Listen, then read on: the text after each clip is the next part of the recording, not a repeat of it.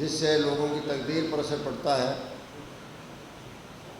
और सारे प्रदेश के जनमानस पर असर पड़ता है, उन मुद्दों को हमेशा इंडियन नेशनल लोकदल उठाता है, फील्ड में भी और मीडिया के मार्फत भी। उसी कड़ी में हरियाणा प्रदेश में बिजली के निजीकरण की शुरुआत करने के लिए हरियाणा सरकार एक प्राइवेट कंपनी को लेकर आई है, 11 पावर को लिमिटेड, प्राइवेट लिमिटेड।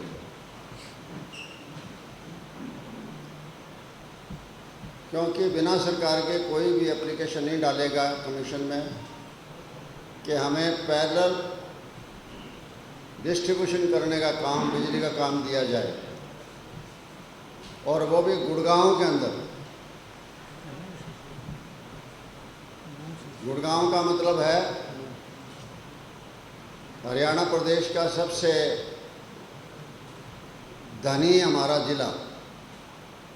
एक तरफ हरियाणा प्रदेश में गुड़गांव से आमदनी जो होती है वो, और दूसरी प्रदेश में और बराबर की आमदनी होती है। वो ज़िला चुना गया है, उस ज़िले को प्रदेश की सरकार प्राइवेट कंपनी को देना चाहती है। इसके लिए लोगों ने सुझाव मांगे थे, आपत्तियां मांगी गई थी, तो इंडियन नेशनल लोकदल पार्टी की तरफ से मैंने आपत्तियां जाहिर की थी और एक ऑब्जेक्टर का काम किया था। बाकायदा एफिडेविट के साथ मैंने फाइलिंग की थी, जो फाइलिंग 30 तारीख तक करनी थी इलेक्शन कमीशन के सामने, इलेक्ट्रिसिटी रेगुलेटरी कमीशन के सामने। और कल की तारीख उन्होंने हियरिंग की दी थी, कल सुनवाई हुई थी। उस सुनवाई में हिस्सा लिया और उसमें जो कुछ मैंने कहा वो मैं आपको बताना चाहता हूँ। हमारी पार्टी का स्टैंड शुरू से ही रहा है कि हम निजीकरण के खिलाफ हैं, चाहे सरकार की कोई भी कंपनी हो। हम चाहते हैं कि उसका निजीकरण ना किया जाए, और ख़ास करके बिजली जैसा अहम एक किस्म का सबके लिए आवश्यक वस्तु, आवश्यक जरूरी चीज़ है, लेकिन सरकार आमादा है इस पर। कल भी हमें कुछ एहसास हुआ हियरिंग के दौरान, और अब तो एक बड़ा काम और हो रहा है, घमासान मचेगा गुड़गांव के अंदर। परसों अडानी ने भी एक एप्लीकेशन डाल दी है लाइसेंस के लिए कि हमें भी पैरेलल लाइसेंस दिया जाए। ये गुड़गांव नहीं रहा, ये चेरी पिकिंग हो गई है। लो हैंगिंग फ्रूट्स हैं, उसकी तरफ हर आदमी ललायत होता है। जैसे अपने बेरी और बेर लगे हुए और नीचे नीचे लगे हुए होंगे, पहले उनको तोड़ेगा, कौन कांटों में जाएगा ऊपर। तो गुड़गांव तो चेरी पिकिंग है। प्रदेश में जो रेवेन्यू कलेक्शन होता है आउट ऑफ सब, उस रेवेन्यू कलेक्शन का 42% रेवेन्यू कलेक्शन अकेला गुड़गांव में होता है। तो इस गुड़गांव को जो है लूटने के लिए ये प्राइवेट कंपनी सरकार के मार्फत आई है। और मैंने जैसे बताया कि परसों जो है अडानी भी आ गए हैं मैदान में। तो ये बिजली में कोई सुधार की बात नहीं है, बल्कि जो जनता की संपत्ति है, सरकारी ढांचा है, सरकारी आय है, उसको निजी हाथों में सौंपने की कोशिश है। और ये अजीब बात है कि ये कंपनी पिछले साल 6 जून 2025 को बनी थी। 6 जून 2025 पिछले साल, और जिसके पूंजी केवल 1 करोड़ रुपए थी, ना कोई बिजली का अनुभव है, ना कोई नेटवर्क है और ना ही कोई वित्तीय क्षमता है। और करीब ये प्रोजेक्ट होगा 4716 करोड़ 73 लाख का। अब बताइए कैसे करेंगे ये, जिसकी कोई क्षमता ही नहीं है, जिसके पास साधन ही नहीं है, अनुभव ही नहीं है। पैसा, सबसे बड़ी बात तो पैसा चाहिए, पैसे से अनुभव आ जाता है, अनुभव वाले तो ले आते हैं। बिजली जो हमारा कहना है कोई वस्तु नहीं है, कमोडिटी नहीं है, बल्कि एक आवश्यक। हाँ जी, 4716। मैंने कहा कि बिजली कोई कमोडिटी नहीं है, कोई वस्तु नहीं है, ये आवश्यक एक जन सेवा है, इसेंशियल सर्विसेज है। इससे किसानों, गरीब परिवारों, उद्योगों, अस्पतालों, स्कूलों, पेयजल योजनाओं और करोड़ों लोगों का जीवन जुड़ा हुआ है। और संविधान के अनुच्छेद 38, 39 ख और 48 सरकार को ये जिम्मेदारी देते हैं कि देश के संसाधनों का उपयोग जनहित में हो और कृषि की रक्षा की जाए। ये हमारा संविधान कहता है। मैंने संविधान की भी बातें वहाँ उठाई। इसी तरीके से मैंने ये कहा कि थोड़े दिन पहले तो हरियाणा की जनता की खून पसीने कमाई विषय में, जनता की पूंजी में से 25,950 करोड़ रुपए उदय योजना के मातहत कर्जा लोगों ने भुगता था ताकि कंपनियां मजबूत हो।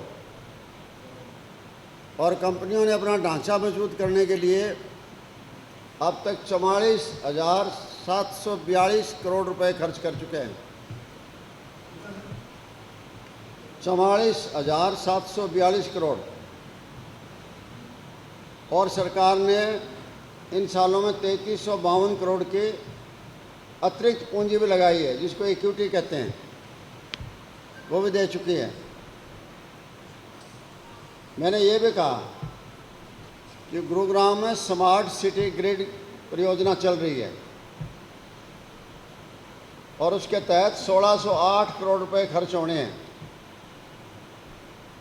एक RDSS योजना चल रही है, उसके तहत 3,584 करोड़ रुपए खर्च होने हैं, निवेश होना है।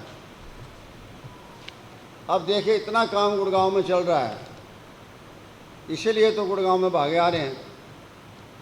मैंने ये भी चेताया कि गुरुग्राम अकेला दक्षिण हरियाणा बिजली वितरण निगम का 42% आय देता है।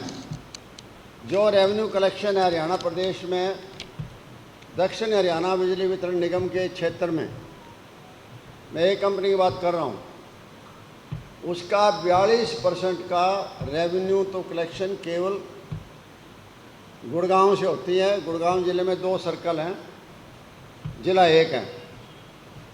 और लॉसेस का सबसे कम है। जहाँ बिजली में प्रदेश में लॉसेज हैं 10.25% और यहाँ लॉसेज गुड़गांव में 4.70, सबसे कम लॉसेज हैं।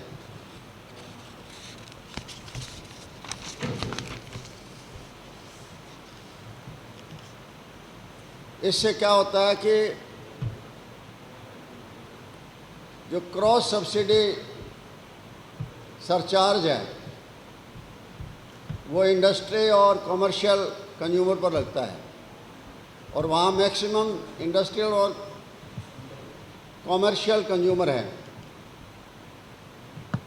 इसलिए दूसरे उपभोक्ताओं को क्रॉस सब्सिडी के नाते सस्ती बिजली मिल जाती है।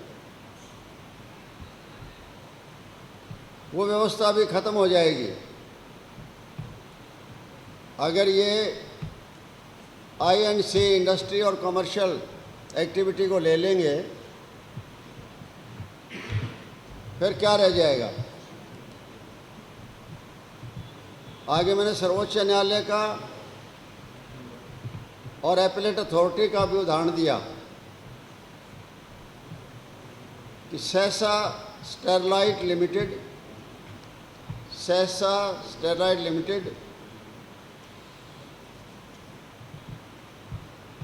Reliance energy limited, Tata power company limited, Reliance infrastructure limited, Noida power company limited, इनसे जुड़े हुए मामले न्यायालय ने भी और एपेलेट अथॉरिटी ने इन मामलों पर फैसले दिए हैं और स्पष्ट फैसले दिए हैं कि समानांतर वितरण लाइसेंस देते समय वो उपभोक्ताओं के हित, मौजूदा बिजली निगमों की वित्तीय स्थिरता तथा केवल लाभदायक क्षेत्रों को चुनने जैसी प्रवृत्ति को रोकना आवश्यक है, वरना वो लोग तो मारे जाएंगे। मैंने ये भी कहा विद्युत नियामक आयोग के सामने कि हम जो ये सरकार निजीकरण कर रही है इसका सख्ती से विरोध करते हैं। ये जो नेटवर्क बना हुआ है बिजली का,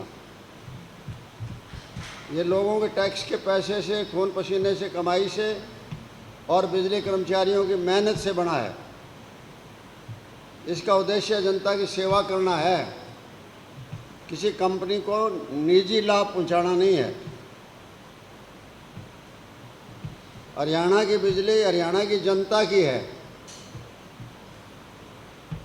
और इनेलो पार्टी बिजली वितरण के निजीकरण के हर प्रयास का लोकतांत्रिक और संवैधानिक तरीके से विरोध करती है। ये कल मैंने पॉइंट जो है बिजली नियामक आयोग के सामने उठाए थे। यूँ तो टोटल 112 पॉइंट थे मेरे,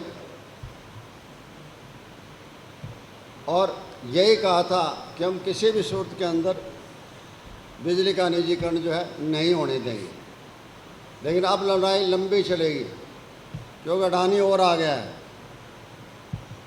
अब देखते हैं अडानी को, टाइम तो इनको अडानी को भी देना पड़ेगा, जैसे पावर 11 को दिया है। अडानी आता है तो भी हम उसका सख्ताई से और ज़्यादा सख्ती से विरोध करेंगे क्योंकि वो और बड़ा आदमी है। लेकिन सरकार की मंशा साफ नहीं लगती। सरकार ये चाहती है कि इसका निजीकरण हो जाए बिजली का। आम उपभोक्ता मारा जाएगा, आम उपभोक्ता मर जाएगा। आमदनी का क्षेत्र तो वो है जहाँ से कुछ न कुछ घाटा पूरा होता है, कुछ न कुछ कंपनसेट गरीब कंज्यूमर को कंपनसेशन मिलती है।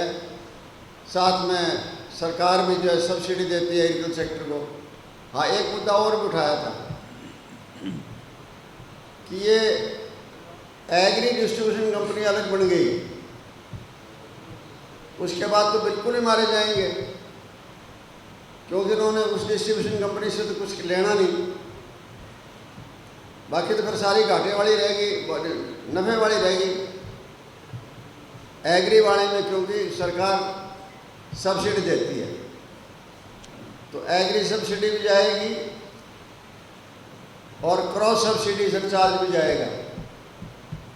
ये दो चीज़ें ऐसी है जो आम गरीब कंज्यूमर को मजबूत करती हैं। और मुझे अफसोस है कि different farmers union, different residential associations, इस तरह कुछ लोग आए हुए थे, लेकिन कांग्रेस पार्टी के पास 37 MLA हैं। चलो अब तो 28 रह गए हैं, उनमें से कोई नहीं था और कल सारे यही थे। फॉर्चुनेटली कल उनकी मीटिंग थी, चाहे MLA थे, चाहे एक्स MLA, चाहे MP, चाहे एक्स MP, सीनियर जूनियर सभी नेता यहाँ थे और ये पब्लिक हियरिंग थी। किसी टाइम की जब तक हियरिंग चल सकती थी, चलती रही, कोई भी आदमी जाके अपनी बात उठा सकता था, लेकिन ये नौबत ही नहीं आई उनको। पता नहीं क्या कर रहे हैं, क्या नहीं कर रहे हैं। कह रहे ये एक विपक्ष की भूमिका। अब स्पेस तो विपक्षी भूमिका का लेते हैं, लेकिन वो इसलिए नए काम करने की वजह वो स्पेस खाली रह जाता है और उसको निभाना किसको पड़ता है? इंडियन नेशनल लोकदल को। आज मेन अगर कोई विपक्ष की भूमिका निभा रहा है तो इंडियन नेशनल लोकदल निभा रहा है और उसके नेता चौधरी अभय सिंह चौटाला निभा रहे हैं। फील्ड में भी और विभिन्न जगह हर एक प्लेटफॉर्म पर जब भी जनता की कोई आवाज़ उठानी होती है तो इंडियन नेशनल लोकदल आगे रहता है।